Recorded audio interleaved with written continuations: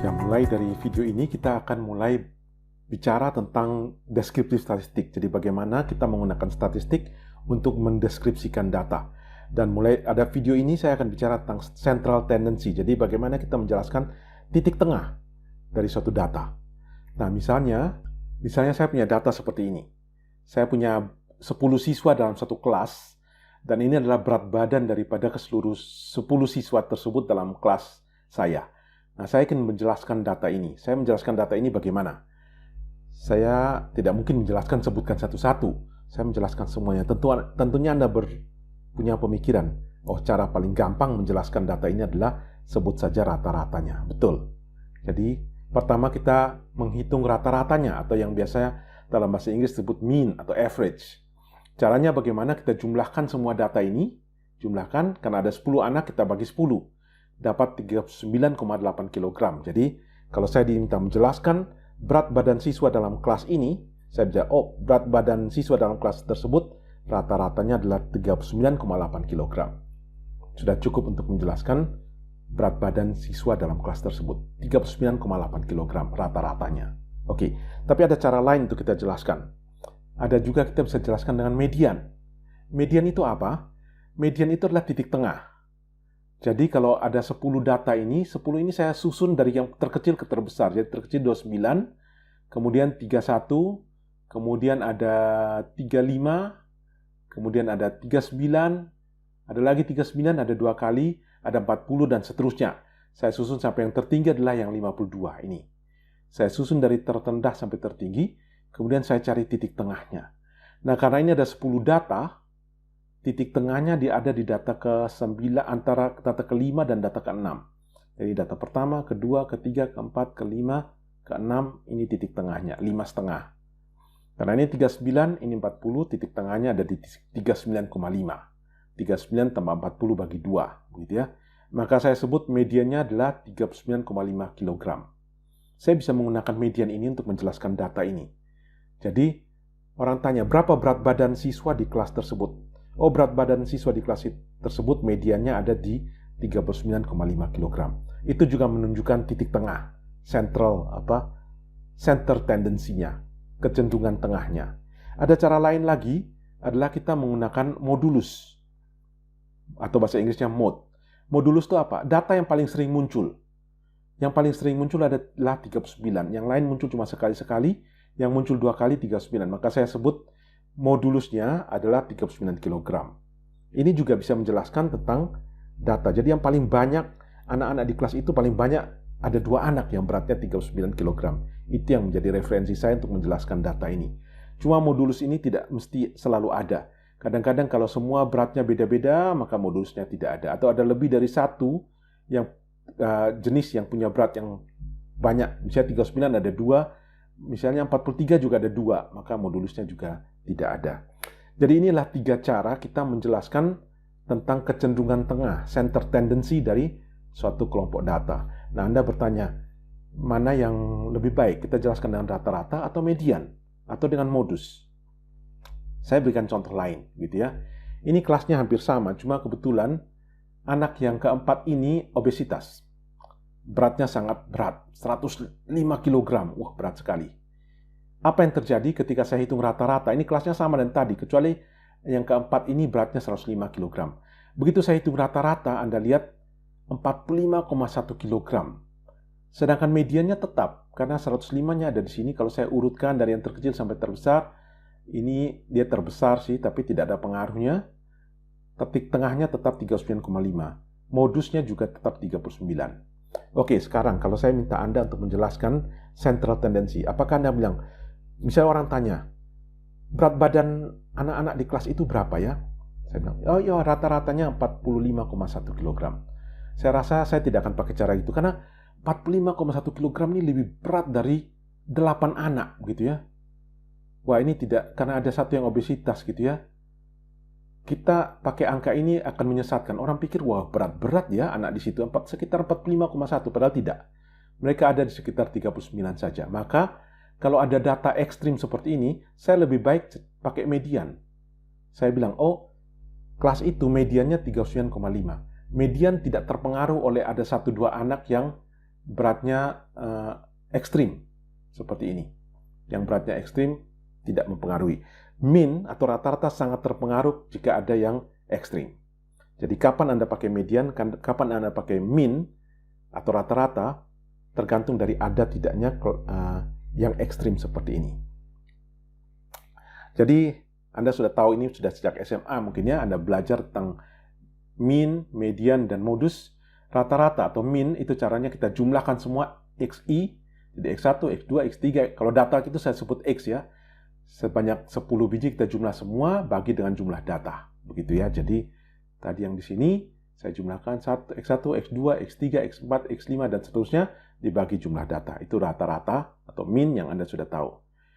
Kalau median bagaimana? Kita ambil data yang kesekian. Nah, yang kesekian itu berapa? Tergantung jumlah data. Tadi kalau jumlah datanya ada 10, berarti cara hitungnya adalah N ditambah 1 bagi 2. 10 tambah 1 bagi 2, 11 bagi 2, 5,5. Maka kita ambil data yang ke-5,5. Data pertama, kedua, ketiga, keempat, ke-5,5 di setengah sini. Karena 5,5, maka kita jumlahkan data yang pertama, ke-5 dan yang ke-6 kita bagi 2. Seperti itu. Misalnya data kita jumlahnya ganjil. Katakanlah saya punya 15 data. Maka mediannya ada di data yang keberapa? Caranya sama seperti ini. N-nya 15. 15 tambah 1, 16 bagi 2, 8. Berarti data yang ke-8 adalah data yang menjadi kemedian. Jadi 7 di kiri, 7 di kanan, per 14. Yang di tengah ini data yang ke-8. Begitu ya. Jadi median adalah data yang ke N plus 1 bagi 2. Sedangkan modulus atau mode itu data yang paling banyak muncul. Anda harus lihat yang mana yang paling banyak muncul. Sekarang saya akan berikan contoh dengan data ini. Jadi ini adalah data hasil pengukuran kolesterol dari 18 orang. Ini ada mereka mengkonsumsi margarin jenis A dan jenis B. Ini setelah 4 minggu mengkonsumsi, ini setelah 8 minggu mengkonsumsi, ini sebelum mengkonsumsi. Oke, kita jangan lihat yang kolom C dan D, kita lihat yang di sini saja. Katakanlah kita punya 18 orang, kita ukur kadar kolesterolnya. Ini hasilnya.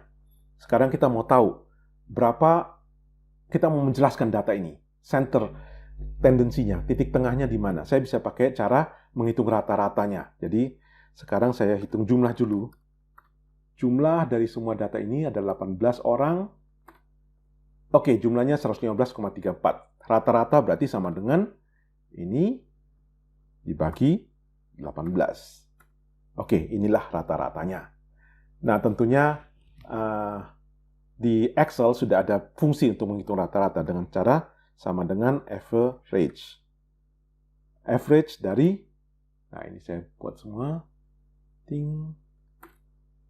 Oke, sama ya hasilnya. Jadi ini rata-rata. Kalau saya mau hitung median bagaimana? Ini datanya seperti ini, saya harus urutkan dulu. Saya copy dulu ke sini saja supaya tidak mengganggu yang tadi. Kemudian saya urutkan. Sorting kolom G ya betul ya, dari kecil ke besar. Oke, ini saya sudah urutkan dari yang kecil sampai yang besar. Karena ada 18 data, berarti data yang median adalah 18 tambah 1, 19 bagi 2, itu 9,5. Ini data pertama, kedua, ketiga, keempat, kelima, keenam, ketujuh, ke-8, ke-9. Ya, berarti di tengah-tengah antara dua ini. Karena di tengah-tengah antara dua ini, maka saya jumlahkan, saya bagi 2. Jadi sama dengan 6,44 ditambah 6,56 bagi 2. Oke, jadi mediannya 6,5. Kalau di Excel sebenarnya sudah ada fungsinya, jadi median. Median dari data ini. Oke, 6,5. Kalau modus, ini median.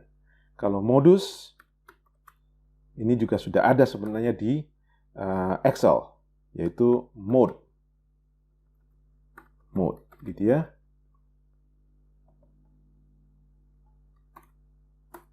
Tidak ada. Karena tidak ada modus, tidak ada data yang muncul lebih dari satu kali. Semuanya unik-unik sendiri-sendiri. Jadi inilah kita bisa jelaskan dengan rata-rata atau median. Contoh lain, saya punya data ini, data tentang pemilik anjing di berbagai negara bagian di Amerika Serikat.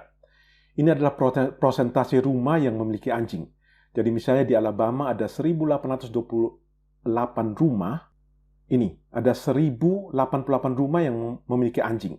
Jadi ada berapa persen? Ada 44,1%. Saya mau ambil data ini saja, saya mau tahu rata-ratanya berapa. Jadi saya di sini, saya hitung average dari ini semua ya.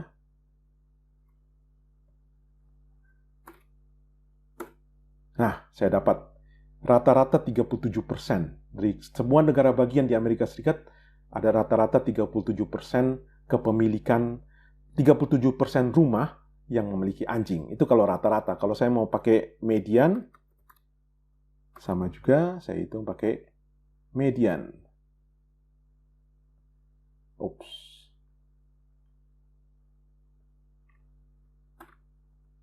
Median 36,6. Jadi saya bilang mediannya 36,6% rumah yang memiliki anjing. Bagaimana dengan modus?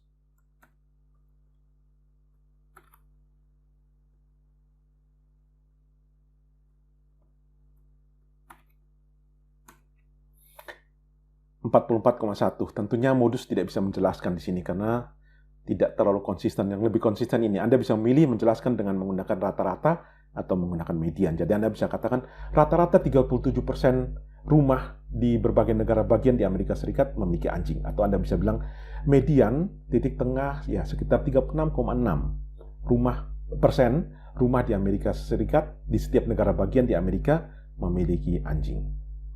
Ya, jadi itulah caranya. Pertama, kita deskriptif statistik menjelaskan kecenderungan tengah dari suatu data. Kita bisa pakai mean atau rata-rata, kita bisa pakai median, atau kita bisa pakai modulus.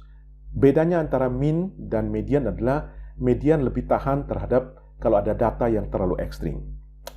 Itu yang bisa saya jelaskan. Anda sudah tahu. Kita akan lanjutkan dengan video berikutnya tentang bagaimana caranya kita menjelaskan variasi daripada data.